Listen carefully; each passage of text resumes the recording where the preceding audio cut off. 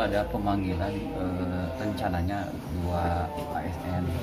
Yang untuk jam saat ini itu adalah yang sedang berlangsung itu adalah ASN yang diduga, ingat ya, diduga melakukan pelanggaran pada waktu pendaftaran, bukan pendaftaran, saat mengantar pemeriksaan kesehatan bakal calon di Rumah Sakit Hasan Sadikin 8 September lalu. Nah, kenapa ada rentang waktu yang begitu lama saat kejadian dengan hari ini? Karena kita mencari informasi, mencari keterangan siapa di orang ini gitu. Karena walaupun saya yang hadir di lokasi, saya kan tidak mengenal namanya. Saya hanya mengidentifikasi wajah, postur tubuh, ciri-ciri dan sebagainya. Begitu juga keterangan-keterangan saksi pada waktu itu memastikan bahwa yang bersangkutan itu adalah ASN, dan saya juga mendapatkan informasi tambahan dari pihak lain bahwa yang bersangkutan itu adalah jadi mengarahnya ke yang bersangkutan. Tapi dan berdasarkan hasil tadi klarifikasi yang bersangkutan membantah hal itu dan itu wajar. Dan tinggal kita nanti dikonfirmasi ke saksi-saksi yang hadir di lapangan. Rencana ada berapa ASN yang diduga mengatur itu yang akan dijawab? Kalau ASN-nya sih kita baru fix datanya itu baru satu, karena yang satu lagi baru namanya saja. Kita lagi cari keterangan dia di bawah dinas apa, kalaupun misalkan di Serda penanggung jawabnya siapa. Ini yang kita masih kesulitan karena minimnya informasi lah. Kalau ke BKPSDM sudah dicek mungkin terdata sebagai untuk kasus ini kami punya pertimbangan lain karena ya kebetulan juga yang bersangkutan adalah mantan Kasubit diklat di BKPSDM. Jadi ya ada pertimbangan lah kira-kira kenapa kami tidak. Hasil pemeriksaan ini gimana? Nanti kan dikonfrontir dengan saksi. Nanti setelah itu keterangan saksi seperti apa, baru nanti kita buatkan kajiannya secara komprehensif, baru kita sampaikan ke Komisi Aparatur Sipil Negara melalui Bawaslu Jawa Barat, kemudian Bawaslu RI, baru ke KSN. Tadi berapa pertanyaan Pak? Apa? Berapa pertanyaan tadi? Banyak ya, seputar misalkan yang bersangkutan pukul 5.30 itu ada di mana, kemudian yang bersangkutan posisinya sebagai apa, tahu nggak tentang kode etik ASN gitu. Kemudian keluar rumah jam berapa gitu ya, seputar itu. Tadi membantah tadi? Membantahnya tidak hadir di sana atau? Iya, membantah tidak hadir di sana dan di foto itu bukan dirinya. Kalau soal status ASN-nya sendiri ada bantahan dari? Oh tidak. Ya, memang kita yang bersangkutan berinisial AYP, NIP-nya ada, dia jabatannya sekarang Sekcam ya di wilayah selatan, sebelumnya mantan Kasubit diklat BKPSDM. Kalau untuk yang satu lagi yang belum terdata, yang satu lagi itu kan konon katanya tenaga harian, walaupun disebut-sebut katanya sudah mengundurkan diri. Nah kita kan masih sudah dapat namanya, tapi ini kita tuh yang bersangkutan itu di dinas mana itu, kemudian di OPD mana tuh syadanya sudah ke siapa gitu. Ini yang kita masih kesulitan, tapi masih tetap jalan aja terus.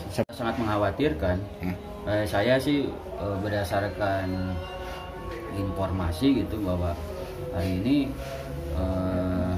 terbukti bahwa besok kita juga termasuk kita akan memeriksa ASN Widya Iswara. Jadi kalau bapak-bapak mempelajari gitu ya bahwa ini bertumpunya ke mana gitu, ini sangat mengkhawatirkan. Sebuah instansi, sebuah itu yang seharusnya clear gitu, paham aturan soal netralitas ASN, kenapa ini harus terjadi? Walaupun tidak ada yang bisa saling menyalahkan, tapi faktanya begitu. Inisialnya H, jenis kelaminnya perempuan, dia ASN gitu, dia aktivitas di media sosial mendukung dianggap menunjukkan keberpihakan terhadap salah satu bakal Seperti apa gitu aktivitas di medsos ini? like Like. like postingan di media sosial. salah satu calon ya. Ya, salah satu bakal calon. Baru satu yang ditemukan seperti itu. Enggak, besok juga ada lagi. Siang ini satu ya. Jadi total ada total berapa? kita untuk ASN itu 4 ASN, 2 saksi gitu yang akan diklarifikasi. Termasuk yang tes kesehatan itu 4. Belum termasuk yang tenaga harian. Jadi kira-kira 5 lah. Tanggal 23 September nanti kita minimalisir pelanggaran itu karena apa? Nanti pidana.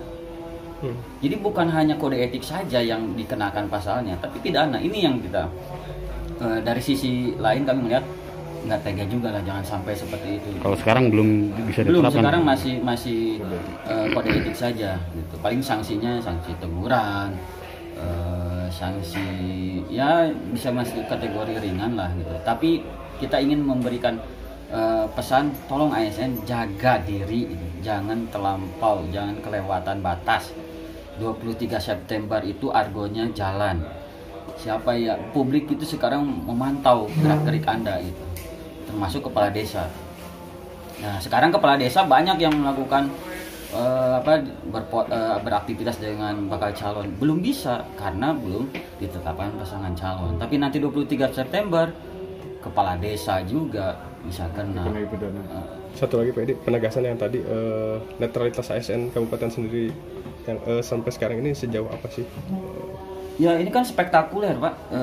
Sebelum penetapan pasangan calon kita sudah Belasan. 14. Sudah 14 orang. Tidak melihat dukung siapa gitu ya. Jangan ditarik ke sana gitu, tidak ada urusan. Kalau mau ditarik misalkan ini dukung siapa, semuanya masuk ke sini, semuanya ditangani. Tidak ada yang tidak ditangani. Kalau misalkan ada pihak-pihak yang merasa ini tidak ditangani, mana buktinya? Itu aja. Jadi tidak ada urusan dengan bakal calon. Selain ASN sama kepala desa, Biar publik menilai lah. Kang, penegasan tentang ini kan ASN itu ada 2, ada PNS dan ada tenaga harian dalam artian kontrak. Ini kadang yang kontrak yang nggak sadar bahwa mereka juga sebenarnya digaji oleh negara kan gitu. Nah, apa sanksinya nanti ketika sudah bisa diterapkan pidana pemilu itu akan sama atau seperti apa? Ya sama, mereka kan sebagai penerima anggaran dari APBN, APBD gitu. Honorer pun Walaupun tenaga harian tetap tidak boleh. Jadi kadang-kadang suka dibungkus, di kamuflase. Wah ini mah ada honorer, oh ini tenaga harian lepas, mau dikenal sanksi, tidak, sama aja.